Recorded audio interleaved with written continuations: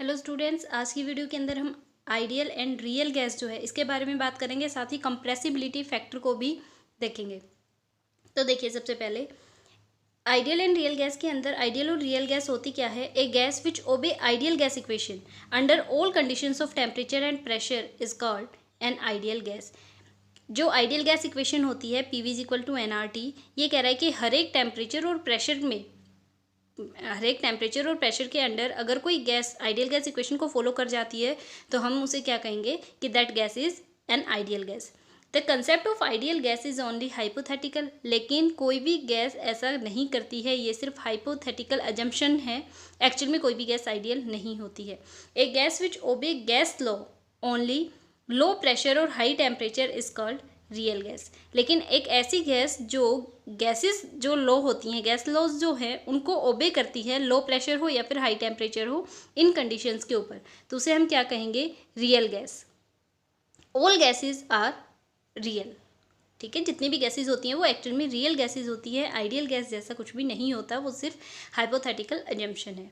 अब देखिए, यहाँ पर दो ग्राफ प्लॉट कर रखे हैं, in between P V and P, और यहाँ पे कर रखा है in between P and V. P is the pressure and V is the volume. ये कह रहा है आइडियल और रियल गैस जो हैं वो प्रेशर और वॉल्यूम के रिगार्डिंग किस तरीके से मूव करेंगे। जैसे जैसे वॉल्यूम बढ़ेगा वैसे वैसे प्रेशर भी क्या होगा, बढ़ता जाएगा। सॉरी, जैसे जैसे प्रेशर घटेगा वॉल्यूम जो है वो क्या होगा, बढ़ता जाएगा। यानी जिस तरीके से इस डायरेक्शन के अंदर वॉल्यूम जो है वो इंक्रीज हो रहा है, तो जो प्रेशर है वो क्या होता जा रहा है, डिक्रीज होता जा रहा है धीरे धीरे करके। तो जो रियल और आइडियल गैस है वो एक दूसरे के जस्ट क्या होती हैं, एक ऐसा पॉइंट आता है जिसके ऊपर ये एक दूसरे के इन्वर्ट हो जाती हैं। तो प्रेशर और वॉल्यूम के रिगार्डिंग जो रियल और आइडियल गैस है वो कुछ इस तरीके का जो प्लॉट है वो दिखाई देगी। अब यहाँ पर देखिए, दो तरीके की गैसेस दिखा रखी हैं। एक तो जो है वो आइडियल गैस, यहाँ पर ही इसने कंसीडर किया है, हाइपोथेटिकल अजम्पशन ले रखा है कि इस पॉइंट के ऊपर अगर कोई गैस आ रही है तो वो आइडियल गैस होगी। अब ये दो CO2 और CH4 है, ये तो बिलो द आइडियल गैस का जो एजम्पशन था उससे नीचे चली गई, और हाइड्रोजन और हीलियम जो है ये से अब हो जा रही है। इसको हम अभी एक्सप्लेन करेंगे थोड़ी देर के बाद। The extent of deviation of a real gas from ideal behavior is expressed in term of compressibility factor that is represented by the symbol Z। ये कह रहा है कितने अमाउंट में, कितने एक्सटेंट के अंदर कोई भी रियल गैस जो है वो डेविएट होती है आइडियल बिहेवियर से, उसे एक्सप्रेस करते हैं हम कंप्रेसिबिलिटी फैक्टर की फॉर्म में, जिसे Z से रिप्रेजेंट किया जाता है। अब देखिए, जो आइडियल जो कंप्रेसिबिलिटी फैक्टर होता है उसे रिप्रेजेंट कैसे करते हैं, it is represented by the symbol Z, and Z is equal to क्या होता है, PV अपॉन NRT। क्या रहेगा, PV upon NRT। Ideal gas के लिए PV इज इक्वल टू क्या होता है, NRT। यही तो होती है आइडियल गैस इक्वेशन। यानी इसका क्या मतलब है, Z की वैल्यू कितनी होगी, कितने के इक्वल रहेगी, 1 के इक्वल। फॉर रियल गैस, लेकिन रियल गैस की केस में कभी भी PV is not equal to NRT। जो PV होता है वो NRT के इक्वल नहीं रहता है। That means Z is also not equal to 1। यानी कंप्रेसिबिलिटी फैक्टर भी किसके इक्वल नहीं है, 1 के इक्वल नहीं हो सकता है। तो अगर कोई चीज़ 1 के इक्वल नहीं है तो या तो वो 1 से कम होगी उसकी वैल्यू, या फिर 1 से ज़्यादा होगी। तो यहाँ पे दो कंडीशन जनरेट हुई। When Z is less than 1, अगर Z की वैल्यू लेस देन 1 है, इट मीन्स जो गैसेज हैं वो कौन कौन सी लिए हैं यहाँ पे, CH4 एंड CO2, मीथेन और carbon dioxide. The gas is said to show negative deviation. तो ये दोनों ऐसी गैसेज हैं जो नेगेटिव डेविएशन शो करती हैं। अभी ग्राफ के अंदर हमने देखा था, दोबारा दिखाऊंगी मैं आपको। इसका क्या मतलब है, gas is more compressible then expected from ideal behaviour. जितना हम सोचते हैं गैस को कंप्रेस करने का, जितनी हमारी एक्सपेक्टेशन थी उससे ज़्यादा अमाउंट के अंदर क्या होती है, कंप्रेस हो जाती है। यानी pre dominancy of attractive forces, यहाँ पर जो फोर्स ऑफ अट्रैक्शन होते हैं वो बहुत ज़्यादा डोमिनेंट कर जाते हैं।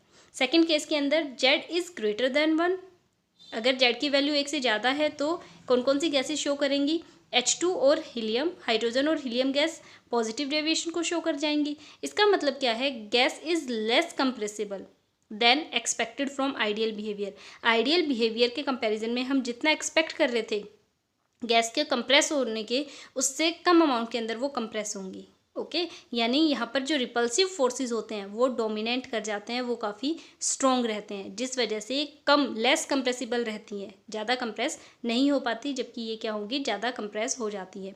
कब, जब Z की वैल्यू कैसी रहे, 1 से कम रहे, और अगर 1 से ज़्यादा है तो लेस कंप्रेसिबिलिटी होगी। The temperature at which real gas behave like as an ideal gas over an appreciable pressure range is called Boyle's temperature और बॉयल्स पॉइंट। ऐसा टेम्परेचर जहाँ पर कोई भी रियल गैस जो है वो आइडियल गैस की तरह बिहेव करना शुरू कर दे एक अप्रिशिएबल प्रेशर रेंज के ऊपर, तो उसे बॉयल्स टेम्परेचर के नाम से या फिर बॉयल्स पॉइंट के नाम से जाना जाता है उस टेम्परेचर को। ओके, अभी जो ग्राफ हमने देखा था वो एक बार दोबारा देख लें। यहाँ पर देखिए जेड की वैल्यू अगर लेस देन 1 है तो नेगेटिव डेविएशन था, तो ये जो पॉइंट था इससे नीचे हम नेगेटिव डेविएशन कंसीडर कर रहे हैं, इससे ऊपर पॉजिटिव डेविएशन रहेगा। तो ये स्टार्टिंग के अंदर ही पहले क्या गया, नेगेटिव चला गया, देन उसके बाद इनकी वैल्यू बढ़ना शुरू हुई है। और इसके अंदर क्या था, ये देखो दोनों जो हाइड्रोजन और हीलियम है इनके लिए अपर डायरेक्शन के अंदर ही प्रेजेंट रहे, डाउनवर्ड डायरेक्शन के अंदर नहीं आया। तो इन दोनों ने तो कैसा डेविएशन शो कर दिया, पॉजिटिव डेविएशन, जबकि CO2 और CH4 ने कैसा डेविएशन शो किया है, यहाँ पे नेगेटिव डेविएशन शो किया है। सिग्निफिकेंस देखिए कंप्रेसिबिलिटी फैक्टर का जेड का, रियल गैस के लिए कह रहा है जेड इज इक्वल टू होता है PV अपॉन NRT। वी कैसा है, यहाँ पे वॉल्यूम रियल लिया हुआ है हमने, तो वी रियल कितना हो जाएगा, NRT अपॉन P। ओके, और आइडियल गैस के लिए वी आइडियल कितना हो जाएगा, NRT अपॉन P के इक्वल ही रहेगा। यानी एक बार तो वॉल्यूम रियल के केस में निकाल लिया, एक बार आइडियल के केस में निकाल लिया। तो from equation first and second, ये हमारी इक्वेशन नंबर फर्स्ट थी और ये सेकंड थी, दोनों के केस में जब देखेंगे तो जेड कितने के इक्वल आ जाएगा, V real upon V ideal. यानी दोनों को कंपेरेबली एक दूसरे के अपोन में आ गए, ये किसके इक्वल है, जेड के इक्वल है। तो यानी जो रियल और आइडियल है वो कंप्रेसिबिलिटी फैक्टर जो है उसमें एज ए जो सिग्निफिकेंस है उसका वो कहाँ काम आता है कि दोनों का जो वॉल्यूम है उसको वो किसके इक्वल रहेगा, NRT अपॉन P के इक्वल रहता है। यानी दोनों लगभग कंपेरेबल रहते हैं, सिर्फ जो वॉल्यूम है इसके अंदर डिफरेंस क्रिएट हो रहा है। यहाँ पे पीछे रीज़न क्या है, कॉज क्या है, कंप्रेसिबिलिटी जो फैक्टर है उसके डेविएट होने का या फिर रियल गैस आइडियल गैस के जो बिहेवियर हैं इनके पीछे।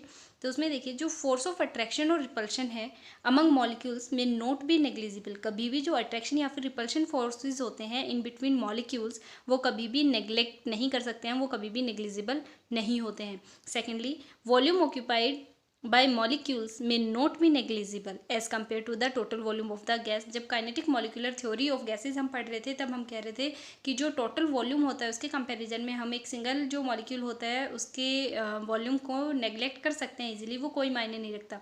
लेकिन एक्चुअल में ये कह रहा है कि जो डेविएशन होता है वो इसी रीजन की वजह से तो क्रिएट हो जाता है, जो वॉल्यूम ऑक्यूपाइड किया है किसी मॉलिक्यूल ने वो कभी भी नेग्लिजिबल नहीं होता अगर हम उसे total volume of A gas के साथ कंपेयर करते हैं तो। ठीक है, तो ये दो फैक्टर हैं जो इसके लिए रिस्पॉन्सिबल हैं।